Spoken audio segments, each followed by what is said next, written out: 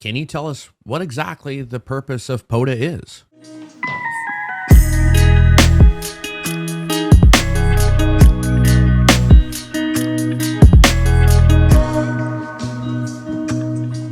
Okay, I'm going to start off by saying, I'll tell you what POTA is not.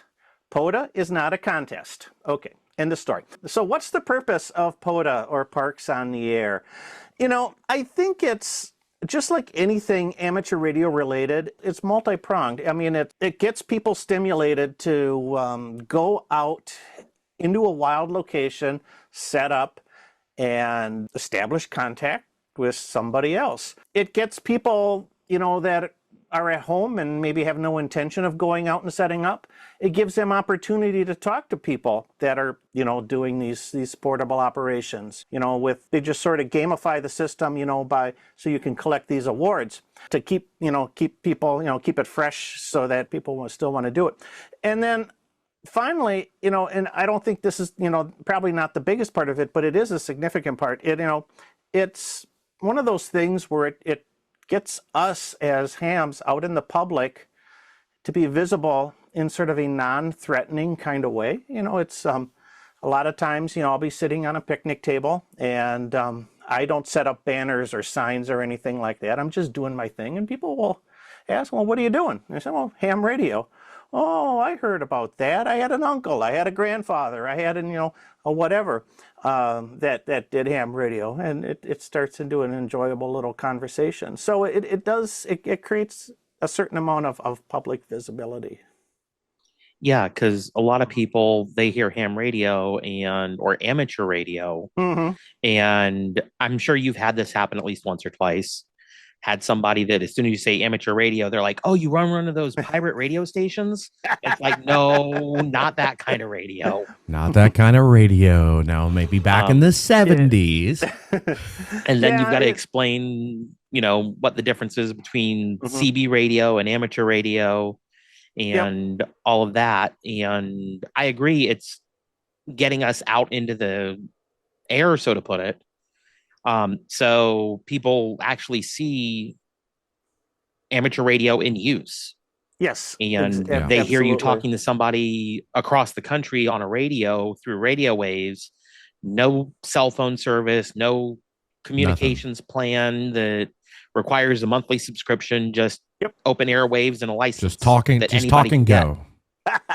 Just that little black box there, and they go, so who do you talk to? I talk all over the world, and then literally I'll list maybe a couple countries and a half a dozen states that I've talked to in the last half hour or so, and they're just totally amazed. They go, with that, he says, yeah, with that, and it's so I don't know, if it creates any kind of spark in people.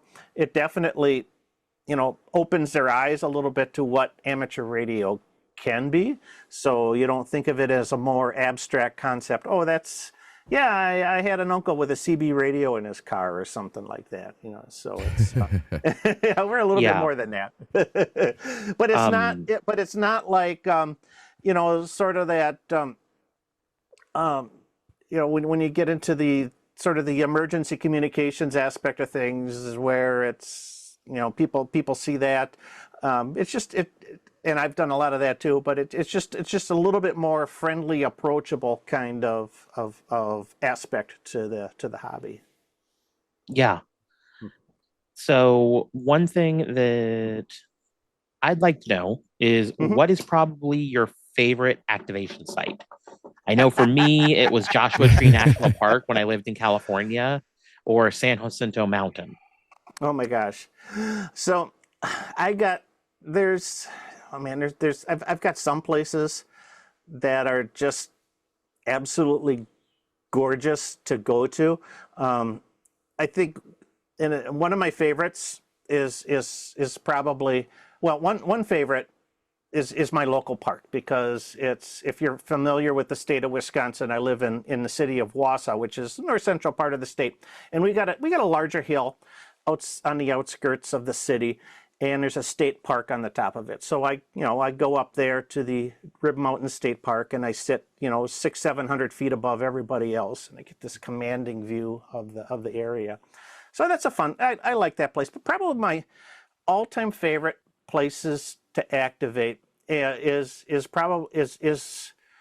my wife and I's favorite vacation spot. We like to head up to Lake Superior a couple times a year, and we'll go out into in northern Wisconsin, Lake Superior, Chequamegon Bay to Madeline Island, and there's this beautiful beach on the shore of the lake, and you just sit there on the beach, and you can listen to the waves and talk to just about anybody. Good stuff. Absolutely. That's great. So personally, I'm curious, do you prefer QRP or 100 watts for POTA? I do it all. I've traditionally I don't run the full 100 watts. I usually run about 50 to save my battery, but that's another story. So I like doing that. But within about the last year, I finally picked up a nice QRP radio, and I've been using that more and more. And QRP is a lot of fun. What I've found is that I go out so often, and my call sign is so recognizable sometimes. And if the band conditions are really good, it's just a massive pileup, and I have to deal with this massive pileup for the next 2 hours. And I love it. I love talking to everybody, but sometimes that just gets to be too much. And I find that, well, okay, so I'll dial it all back down, and maybe we'll do QRP with a magnetic loop antenna, something like that. And that all of a sudden that just kind of that ratchets up my skill level, because now I have to work harder to get those contacts. So it's it becomes really I found QRP to become increasingly enjoyable. And I got people that there's a couple of friends of mine that just keep needling me that I gotta get my code working again. So they say that you can really enjoy QRP. Yeah, absolutely. I don't disagree. I'm working on coding myself. Yeah. So yeah. So what is your go-to radio for POTA? For me, I bounce between the Yaesu and the ICOM. Yep, almost exclusively Yaesu FT891. And then for when I go QRP, I've got a Yaesu FT817 ND. So those are my POTA radios. In the shack, I've got a larger FTDX 3000 that I bought about 4 years ago. Right before they switched to they're all SDR designs. SDR, but, yeah. It's still an excellent. It's got a super hot receive on it, so I'm not giving it up anytime soon. That's fair, and I'm considering a 101 MP.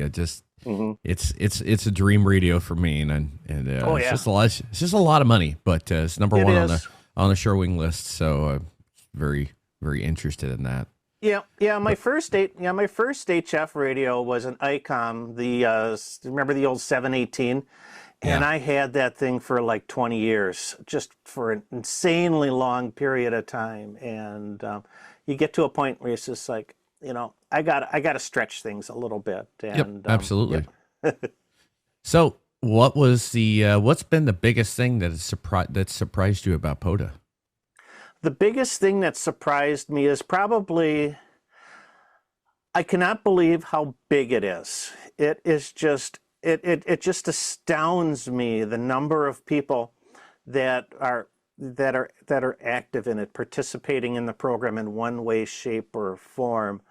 I've seen on the POTA spotting page, 200 spots on the bands. It's just amazing. 200 active Parks on the Air activators, all at one time. It's crazy. And if you're going out to activate, you're trying to figure out, okay, where can I squeeze in here between these guys? Yeah, because they are so close together on the band. It's insane. And I just think about that, when I had my first couple activations, it's like I spent more time explaining what I was doing than getting people in the log. So it's just that's crazy. All right. So this one is about one of the videos you did. Mm-hmm. The metal screen. Yes. I remember watching that one and thinking, I'm going to have to try that at some point in time. Can you explain what the whole thing behind the metal screen was and how well that actually worked? Yeah, I can do that. So,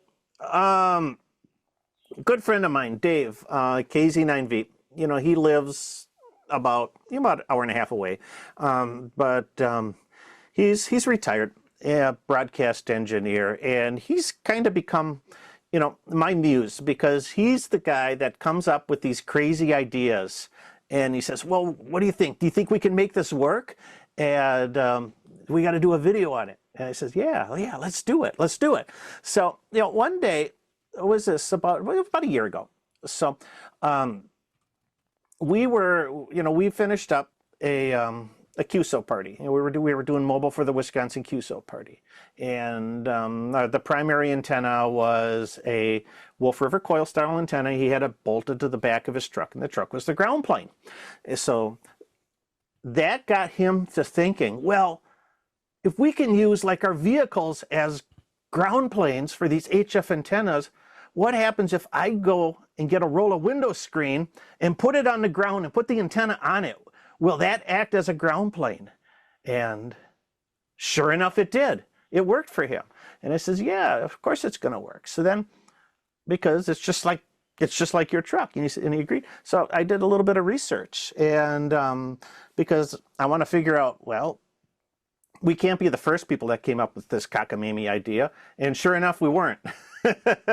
I started digging through the archives. I found a magazine article from 1977. Bob Sherwood, the guy that does those Sherwood tests on amateur radio receivers. Yes. Back in the 70s, he was living in a constrained space, and he put mesh down all over his backyard for his HF vertical. And he wrote a magazine article about it. So I said, I found this magazine article. And he says, here, so Dave, this is your proof. This thing works. And he said, sure enough. And we made a video. And basically what happens is you take a roll of window screen, which is about 36 by 84 inches, put it on the ground, and you put your vertical antenna on top of it. You get a good connection from the ground side of the antenna to the screen.